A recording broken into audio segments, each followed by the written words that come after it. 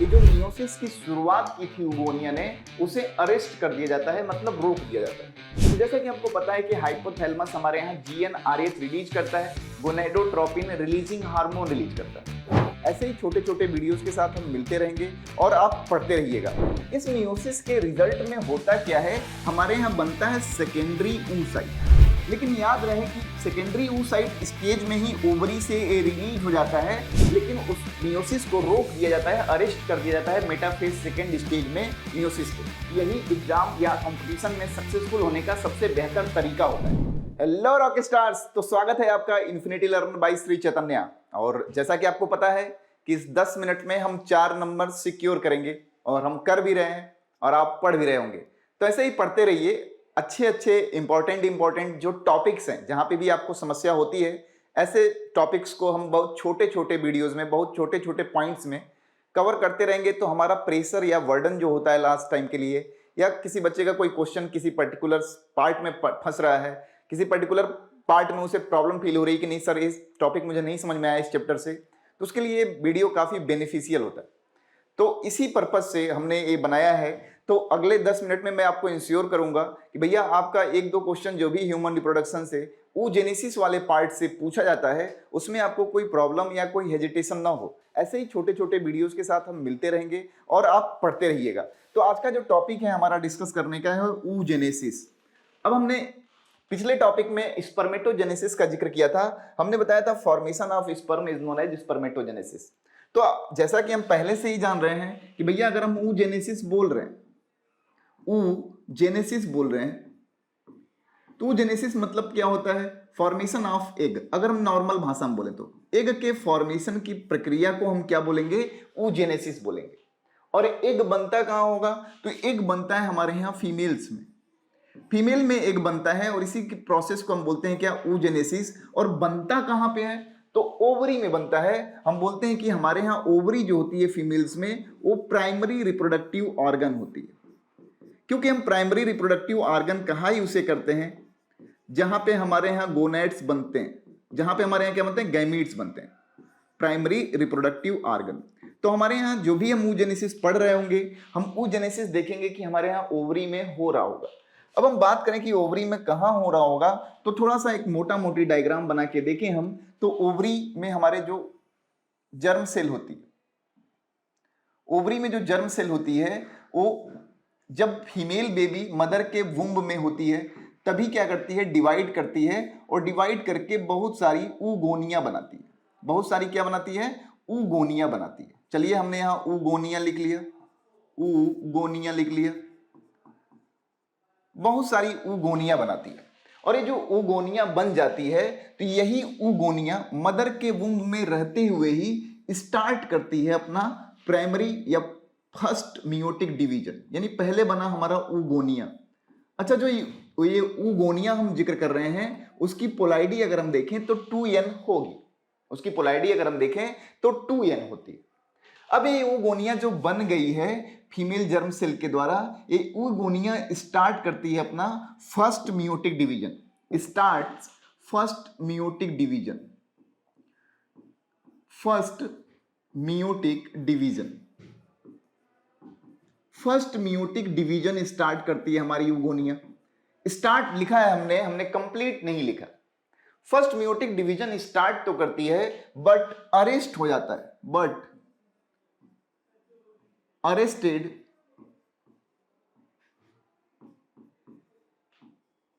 Eight prophase first. और खास करके और भी जानना चाहें तो लेप्टोटीन स्टेज में, प्रोफेज फर्स्ट के लेप्टोटीन स्टेज में पहुंचते पहुंचते ये जो मियोसिस की शुरुआत की थी oogonia ने, उसे अरेस्ट कर दिया जाता है, मतलब रोक दिया जाता है। लेकिन जब शुरुआत हुई होगी सेल डिवीजन की, तो डेफिनेट सी बात है न्यूक्लियस में किसी ना किसी तरह का चेंज हुआ होगा, तभी तो हम उसे कैरियोकाइनेसिस के डिफरेंट स्टेजेज में पढ़ते हैं, प्रोफेज, मेटाफेज। तो प्रोफेज के भी लेप्टोटीन स्टेज में रोका गया है। इसका मतलब कुछ ना कुछ न्यूक्लियर चेंज हुआ होगा इसमें, और न्यूक्लियर चेंज के बदौलत हम इस oogonia को हम प्राइमरी oocyte बोलना चालू कर देते हैं। लेकिन याद रहे, प्राइमरी oocyte जब बना है, जो भी बना है, इस प्राइमरी oocyte में अभी पोलैरिटी 2n ही होगी। क्यों होगी ऐसा भैया? तो क्यों? क्योंकि यहाँ पे तो मियोसिस कंप्लीट ही नहीं हुआ है, जो फर्स्ट मियोसिस की शुरुआत हुई थी उसे ही अरेस्ट कर दिया गया। यानी oogonia कब? जब बेबी वुम्ब में है मदर के तब, और तभी इसने मियोसिस स्टार्ट की। तभी इसने क्या की? मियोसिस स्टार्ट की। और मियोसिस स्टार्ट की तो प्राइमरी oocyte बना, लेकिन ये प्राइमरी oocyte कंप्लीट नहीं हुआ है डिवीजन का। और ये प्राइमरी oocyte स्टेज में कब तक बना रहेगा? तो टिल प्यूबर्टी। कब तक भैया? Till puberty. Till puberty.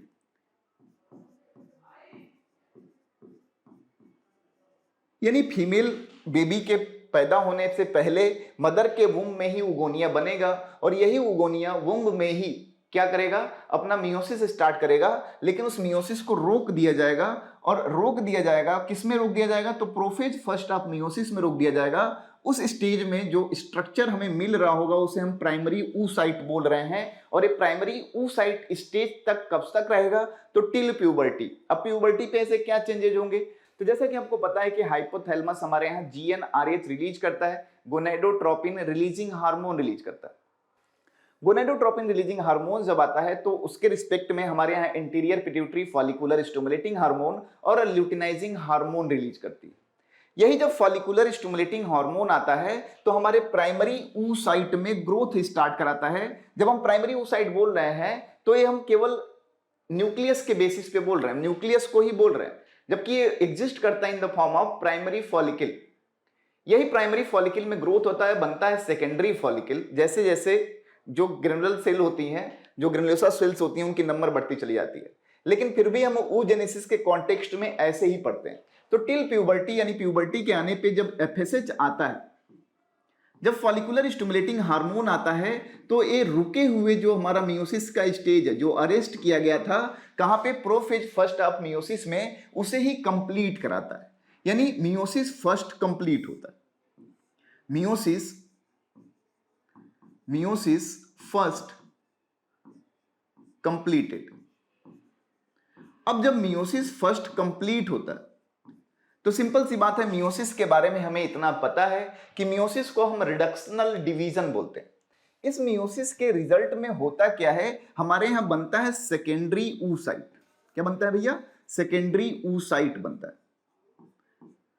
और सेकेंडरी oocyte, चूंकि आपको पता होगा कि एक सेल अगर मियोसिस परफॉर्म कर रही है 2n की, तो रिजल्ट में 2 सेल बनाएगी। तो दूसरा जो सेल बनता है उसे हम बोलते हैं फर्स्ट पोलर बॉडी।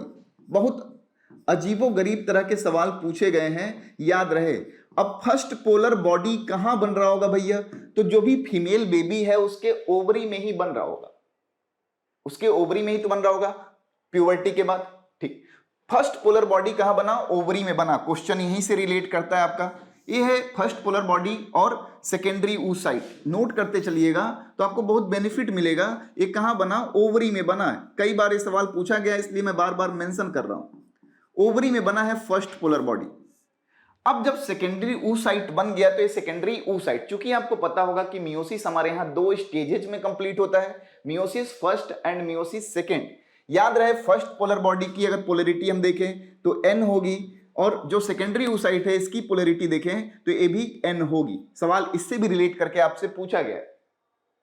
अब सेकेंडरी oocyte क्या करता है? अपना मियोसिस सेकेंड स्टार्ट करता है। Meiosis second start, meiosis second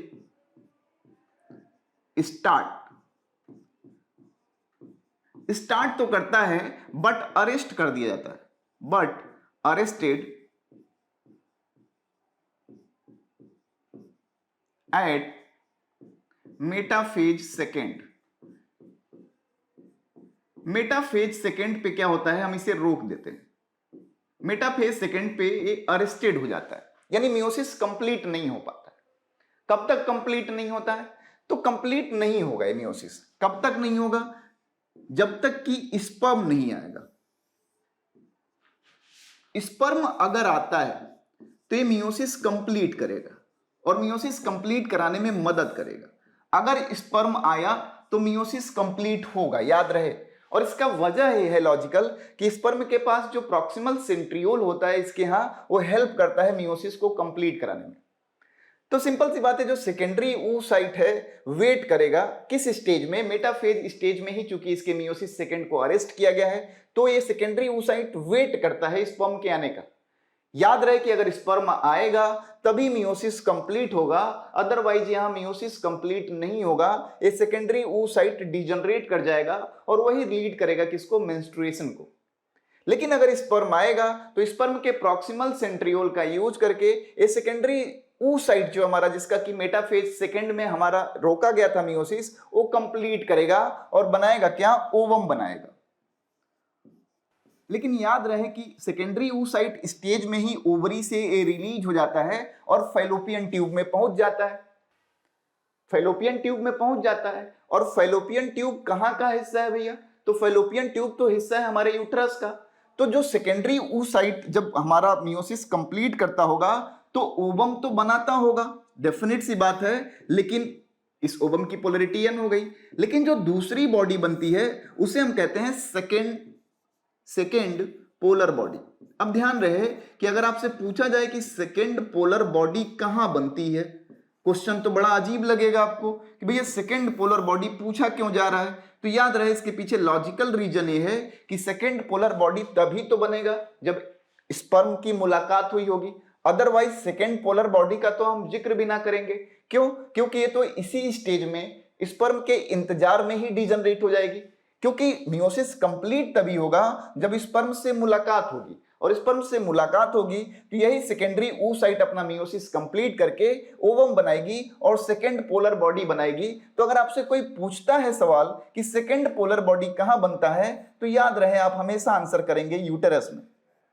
uterus का ही पार्ट है फैलोपियन ट्यूब, अदरवाइज हम फैलोपियन ट्यूब भी लिख देते। यूटेरस या फैलोपियन ट्यूब में बनता है, ये बहुत ध्यान से इसको आंसर करिएगा, जबकि फर्स्ट पोलर बॉडी जो है वो ओवरी में ही बनती है। और पोलरिटी ऐसे ही याद रखिएगा तो बेहतर होगा, क्योंकि ये सवाल बहुत बार आपसे पूछा गया है, इसलिए इस कॉन्सेप्ट को समझना जरूरी था कि जो भी हमारे यहाँ फीमेल जर्म सेल है वो oogonia बनाती है। जो भी फीमेल बेबी डेवलप हो रही होती है मदर के वुम्ब में, ड्यूरिंग द डेवलपमेंट ही क्या करती है, इनकी जर्म सेल बहुत सारी oogonia बनाती है, और बनी हुई oogonia मियोसिस स्टार्ट तो करती है लेकिन उसे प्रोफेज फर्स्ट में ही अरेस्ट कर दिया जाता है, और specially in the leptotene stage of prophase first. अब ये प्रोफेज फर्स्ट में कब तक रोके रहते हैं हम लोग इसे, तो टिल प्यूबर्टी तक ये अरेस्टेड रहता है। हम बोलते हैं प्राइमरी फॉलिकल के स्टेज में अरेस्टेड रहता है। प्राइमरी फॉलिकल यानी बर्थ के समय प्राइमरी फॉलिकल प्रेजेंट होंगे। एनसीईआरटी में आपने पढ़ा भी होगा कि कुछ millions primary follicle at the time of birth present होते हैं, लेकिन प्यूबर्टी आने तक 60 से 80 हजार ही प्राइमरी फॉलिकल बच पाते हैं, बाकी का फॉलिकुलर डीजनरेशन हो जाता है। उस प्रोसेस को फॉलिकुलर एट्रेसिया कहते हैं। तो जो भी प्राइमरी oocyte बचता है उसको एफएसएच अपने इन्फ्लुएंस से उसका मियोसिस फर्स्ट कंप्लीट कराता है, और उसके रिजल्ट में सेकेंडरी oocyte और फर्स्ट पोलर बॉडी बनता है। तो एक जो भी सिचुएशन है ये ओवरी में ही जनरेट होती होगी। अब जो सेकेंडरी oocyte बना वो अपना प्रयास की होगी कि उसका मियोसिस कंप्लीट हो जाए, लेकिन उस मियोसिस को रोक दिया जाता है, अरेस्ट कर दिया जाता है मेटाफेज सेकेंड स्टेज में मियोसिस के। अब मेटाफेज सेकेंड स्टेज में अगर अरेस्ट किया गया है तो उसका पर्पज ये है कि भैया आप अपना मियोसिस तभी कंप्लीट कर पाएंगे जब आपकी मुलाकात स्पर्म से होगी, क्योंकि उनके पास सेंट्रियोल है, अदरवाइज हम नहीं करा पाएंगे। तो इन्होंने वेट किया, अगर स्पर्म आया तो ठीक, नहीं तो इसी स्टेज में ये डिजनरेट कर जाएंगे। लेकिन अगर स्पर्म आ गया तो ये अपना मियोसिस कंप्लीट करेंगी, रिजल्ट में ओवम बनेगा और सेकेंडरी पोलर बॉडी बनेगा। लेकिन स्पर्म से मुलाकात कहां होगी, तो डेफिनेट सी बात है ग्राफियन फॉलिकल स्टेज में रिलीज हुई होंगी जब, तो स्पर्म से मुलाकात तो इन यूट्रस के फैलोपियन ट्यूब में होगा, तो सेकेंडरी पोलर बॉडी का फॉर्मेशन भी हमारे यहाँ यूट्रस में होता है या फैलोपियन ट्यूब में होता है। तो इस बात को, इस कॉन्सेप्ट को एकदम बेहतर तरीके से समझ लीजिए। तो उम्मीद करता हूं कि ये oogenesis वाला हिस्सा आपको समझ में आ गया होगा। तो ऐसे ही भन्नाटेदार टॉपिक्स के साथ हम मिलते रहेंगे और आपके क्वेश्चंस को सॉल्व करते रहेंगे। ये 10 मिनट आपके लिए बहुत कीमती है, क्योंकि छोटे छोटे टॉपिक्स में जिस बंदे को जिस भी टॉपिक में प्रॉब्लम होगी वो पर्टिकुलर टॉपिक देख के ही अपने प्रॉब्लम को सॉल्व कर सकता है। क्योंकि आपको भी पता है और हमको भी पता है कि अब उतना टाइम नहीं रहा कि हम बहुत ब्रीफ में पढ़ सकें, तो हम अपने कमजोरियों को कम से कम समय में दूर कर लें। यही एग्जाम या कंपटीशन में सक्सेसफुल होने का सबसे बेहतर तरीका होता है। तो चलिए मिलेंगे हम अगले टॉपिक के साथ, अगले झन्नाटेदार टॉपिक के साथ। तब तक धन्यवाद, bye bye, tata, take care.